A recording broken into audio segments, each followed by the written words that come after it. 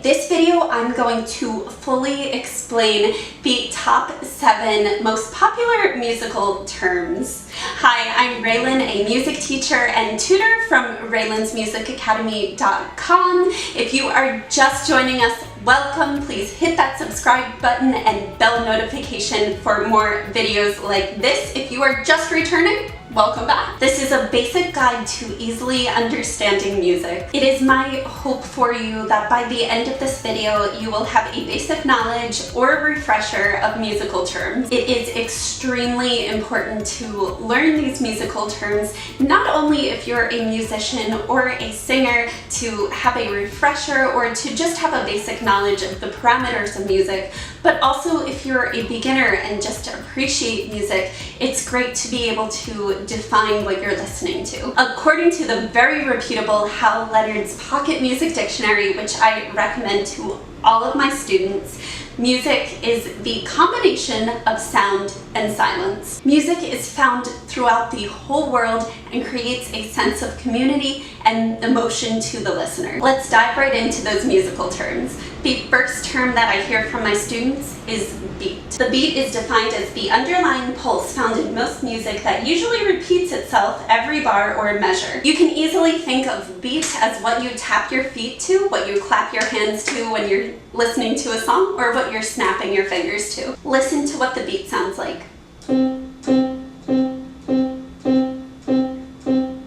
The beat basically remains steady, like your heartbeat or the ticking of a clock.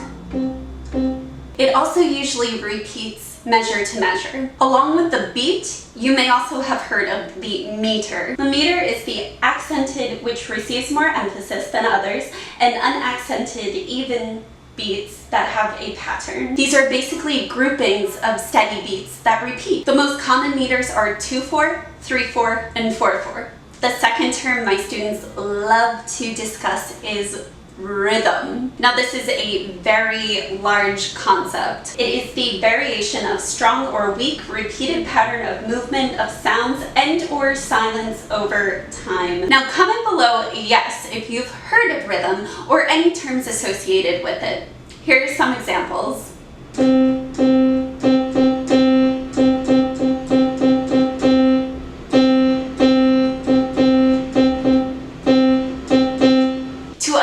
Rhythm more fully, rhythm is the umbrella which consists of beat, meter, tempo, and duration. We already talked about beat and meter, so let's talk about duration. What is it? Duration is the length of sounds and silences in music. So it basically means how long a note is sustained.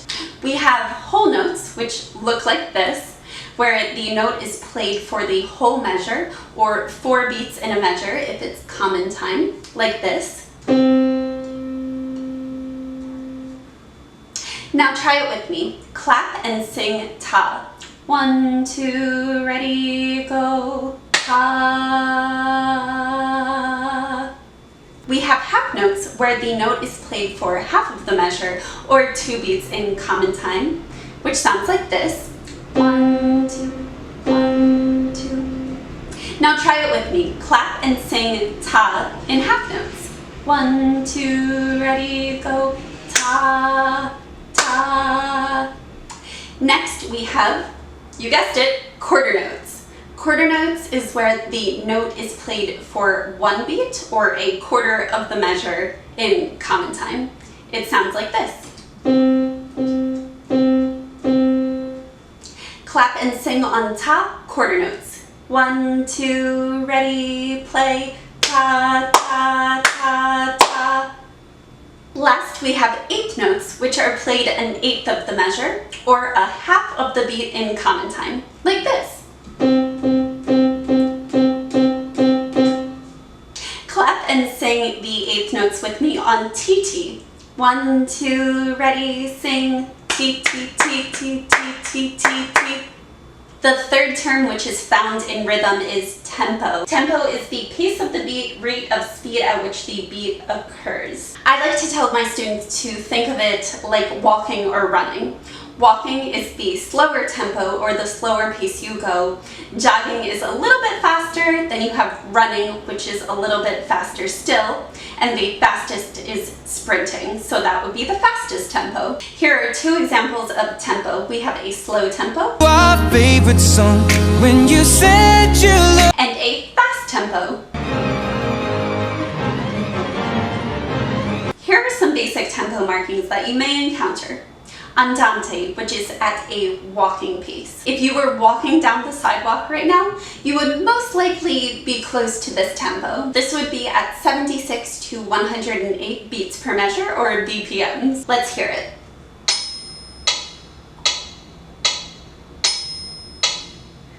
Clap and sing on ta and titi, this tempo. 1, 2, ready, sing, ta, ta, ti, ti, ta. Next we have allegro, which means fast, quickly, and brightly. It's 120 to 168 beats per measure, so it sounds like this. Clap and sing on ta and titi. 1, 2, ready, go, ta, ta, ti, ti, ta. Next we have vivace, which is around 140 beats per measure. Now before you say anything, it is faster than allegro and it means fast and lively. It sounds like this. Clap and sing on ta and titi. 1, 2, ready, sing, ta, ta, ti, ti, ta. Last is presto, which I like to think of as a magician that just magically makes something appear. It's 168 to 200 beats per measure, and it means very fast. So it sounds like this.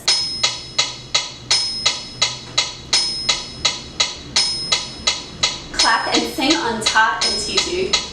1, 2, ready, go, ta, ta, ti, ti, ta. Famously coined by TV shows like American Idol and America's Got Talent, I think you know the fourth term, which is pitch. What exactly is pitch though? Pitch is a particular frequency or wave of vibration of sound. It is a position in the complete range of sound. Sounds can be higher or lower in pitch according to their frequencies of vibrations of the sound waves producing them. So what you need to remember is that basically pitch is a term used to describe how high or low a sound is. Faster the vibrations, the higher the pitch. The slower the vibrations, the lower the pitch. We measure these frequencies in hertz, so a high frequency would be 880, which would mean it would be a very high pitch. The lower frequency would be 55 hertz, and this would be a much lower sound. To demonstrate this, let's try creating a lower sound.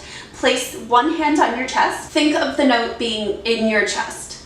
Say, ha, ha.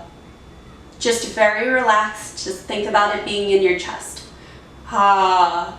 Try a few of these. 1, 2, ready, go. Ha, ha, ha, ha, ha, ha, ha.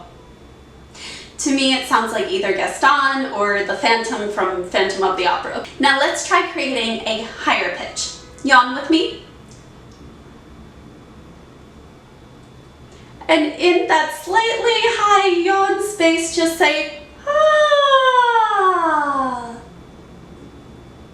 You try. Ah. Say ha in that higher pitch a few times, thinking about the note being in your head. 1, 2, ready, go. Let's try going from the higher pitch to the lower pitch. 1, 2, ready, go.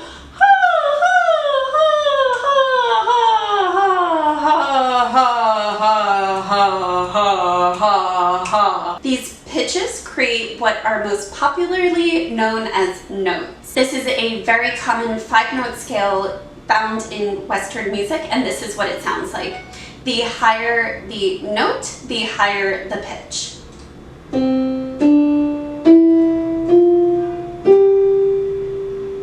Sing this with me on ah. 1, 2, ready, sing.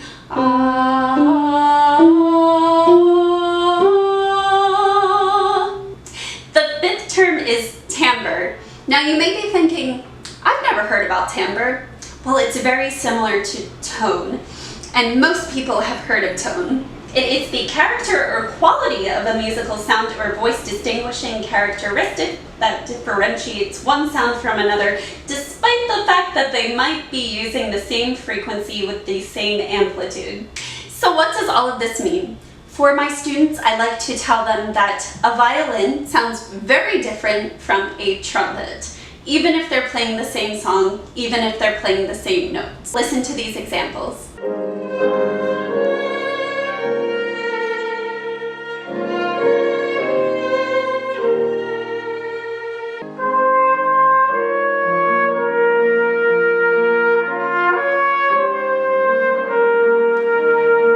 Each group of instruments or singers, so soprano, altos, tenors, or basses, have distinguishing features or timbres, qualities of sound.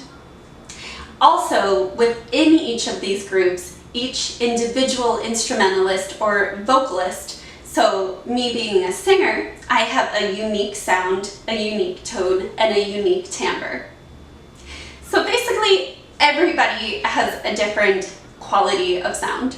We are all unique and all individuals. Here are some examples. Raindrops on roses and whiskers on kittens, bright copper kettles and warm woolen mittens, girls in white dresses with blue satin sashes, snowflakes that stay on my nose and eyelashes. The sixth term, which is the one you were probably waiting for, is dynamics, which means the difference in volume of a sound, how loud or soft a sound is. So one example is, I love to sing.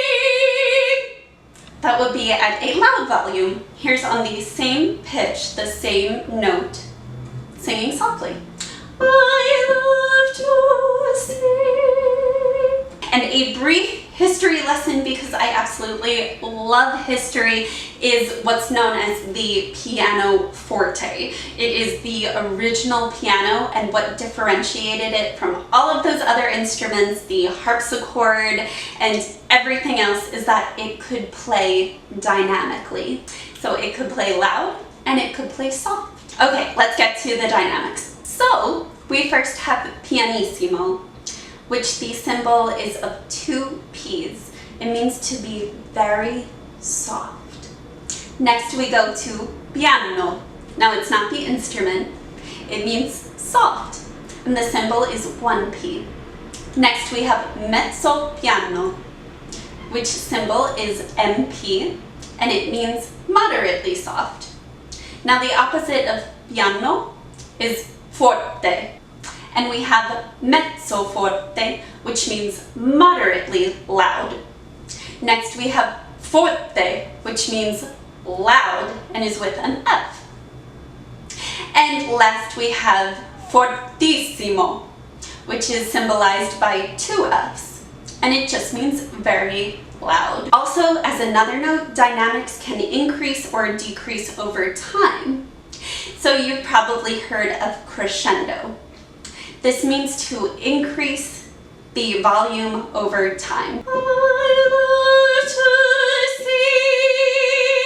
We also have the decrescendo, which means to decrease the volume over time, which sounds like this. I love to sing. The seventh term is articulation. This is a little bit different than articulating when speaking. It is a fundamental musical parameter that determines how a single note or other discrete event is sounded. Articulations primarily structure an event's start and end, determining the length of its sound and the shape of its attack and decay. That is a mouthful, and it is a very complex term, and that's the actual definition. It's according to Hal Leonard's Pocket Music Dictionary, which I would highly recommend. I will put a link in the description below if you would like to check it out. You can basically put it in your purse or put it in the back of your pocket. It is very small and contains over 2,000 musical terms. So when I'm first teaching a student articulation, what I like to tell them is every note matters. A note can be short, it can be long, it can be accented, or it can be smooth. Some basic terms of articulation are staccato, which means detached. Think of it as it shortens the note, like this. The opposite of staccato is legato, which means smooth and connected, like this.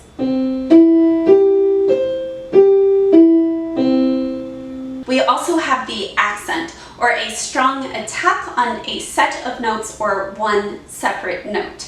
Please note that the accent is not technically louder in volume, so it sounds like this.